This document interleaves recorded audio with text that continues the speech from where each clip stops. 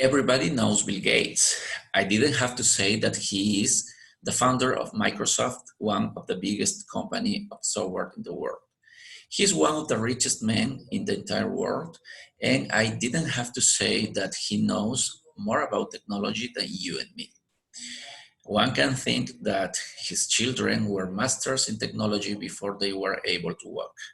But no, Bill Gates limited the use of technology to his kids. He didn't let his kids get cell phones until they turned 14.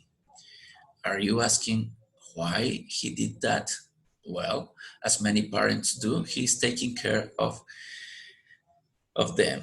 He knows the risks of technology and he was doing what he knows it's the best for his children, with the difference that he's an expert in this topic. We are living in a connected world thanks to technology. People everywhere they go are surrounded by smart TVs, smartphones, internet, video games, and others. Nobody can deny that technology helps people to make life easier. However, it brings some risk with itself, whether it's because of its content, of the habits it develops. And children are the most vulnerable. Technology is part of our lives now, but parents must protect their children by supervising the use of technology. My 2-year-old daughter, Victoria, cries, shouts, and throws tantrum when the TV is turned off. She learns a lot with the shows we let her see, but when she watches TV, she disconnects herself from real life. Nothing else matters. Because we are aware of this apparent addiction, my wife and I decided that Victoria only will watch TV 1 hour per day, only shows that we know will help her to learn something, and only if my wife needs to do something that doesn't allow her to be attentive to Victoria. The same with people help us when we need it.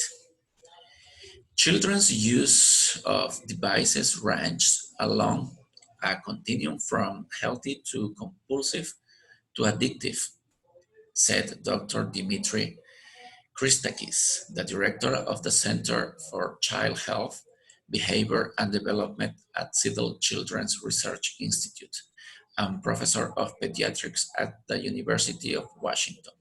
He also said, I think the phenomenon of tech addiction is quite real. If you are a parent of a teenager, I'm pretty sure you know what I'm saying. It's not unusual to see teenagers disconnected and stare at their cell phones even Sundays at church.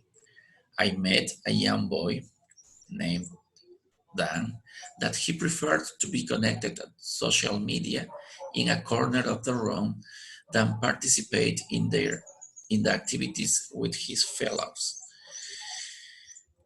Bill Gates and I are not the only parents worried about this behavior. Other Silicon Valley tech titans are. Let's give, let's give you some other examples. Steve Jobs told reporter Nick Bilton, we limited how much technology our kids use at home. According to Walter Isaacson, author of Steve Jobs, every evening Jobs made a point of having dinner discussion, books and history and a variety of things.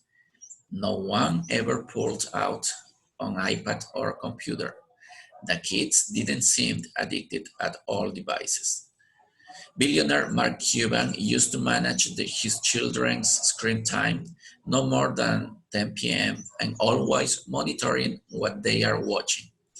He, he knows what app they are using thanks to the management software he installed at home. He can figure all this stuff out.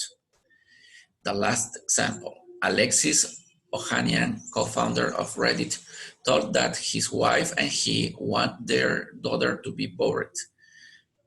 He wants her to be with her thoughts and blogs and toys. There will be time to take when she grows up. Besides addiction, there is another thing to be worried about tech: safety. Some parents are worried about safety. They argue that children should stay in the security at home with TV, smartphones, or video games than exposed to the danger of outside. There are many different ways to keep them safe at home, like home course, reading, or learning to play music. Even that stay at home using technology is not safe at all. Children are exposed to pornography and pedophiles looking for victims. Parents of teenagers have to be more worried about this. At this age, kids are discovering their sexuality, curiosity, and the desire to be accepted is huge and makes them vulnerable to the danger of tech. Silvia Barrera, a specialist in cybersecurity, said, "If parents see what I see every single day, they didn't give cell phones to children." She also told, "You just can't give a smartphone to your kid early and then when he or she is 15 establish some rules to use it. It's not like that." Sadly, I watched in Facebook immodest selfies and posts made by young men and women of the church. Talking with the parents, I discovered that in many cases, this problem is out of the hand of many families. Don't scared. Technology is not evil. It's a good thing in many ways.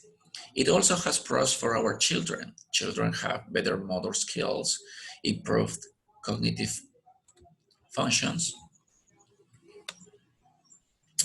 more fun for kids, among others. Technology is just like food. You need to handle it in moderation. If not, diabetes and other diseases are waiting for you. There are more risks and cons of children using technology but I've only mentioned two: addiction and safety. If you have children at home, you need to do one, delay the use of technology at least to their 14. Limit the time of the use of a screen and supervise the content your children are watching. I want the best for my daughter. I know you do. Less worry and more action. Follow these three suggestions and all will be fine. Thank you.